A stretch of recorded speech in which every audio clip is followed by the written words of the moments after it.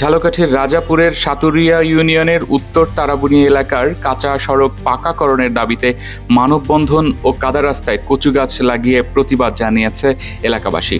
শনিবার ২রা আগস্ট বেলা ১১টায় স্থানীয় ভুক্তভোগীদের আয়োজনে এ মানববন্ধনে সাতুরিয়া ইউনিয়নের ৪ ও ৫ নং ওয়ার্ডের বিভিন্ন শিক্ষা প্রতিষ্ঠানের শিক্ষার্থী সহ বিভিন্ন শ্রেণী পেশার প্রায় ২ শতাধিক মানুষ অংশ নেয়।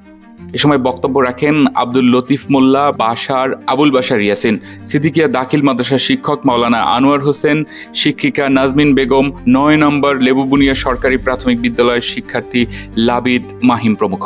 মানববন্ধনে বক্তারা বলেন, সাতুরিয়া ইউনিয়নের ৪ ও ৫ নম্বর ওয়ার্ডের মোল্লাবাড়ি থেকে জোড়াপোল পর্যন্ত প্রায় ৩ কিলোমিটার কাঁচা রাস্তাটি স্বাধীনতার পরপরই নির্মিত হয়। ৫৪ বছর পেরিয়ে গেলেও সড়কটির উন্নয়ন হয়নি, লাগেনি সংস্কারের ছোঁয়া। বর্ষা মৌসুমে বৃষ্টিতে এই কাঁচা সড়কটি কাদামাটিতে একাকার হয়ে যাতায়াতে ২ থেকে ৩টি ওয়ার্ডের কয়েক হাজার মানুষ চরম দুর্ভোগে পড়েন। কৃষিপণ্য বাজারজাতকরণ সমস্যা ছাড়াও স্কুল কলেজের শিক্ষার্থীরাও কাঁচা রাস্তায় চলাচলে চরম বিপাকে পড়েন। এছাড়া যোগাযোগ ব্যবস্থার অভাবে কোনো রোগীকেও দ্রুত সময়ে হাসপাতালে নেওয়া যায় না।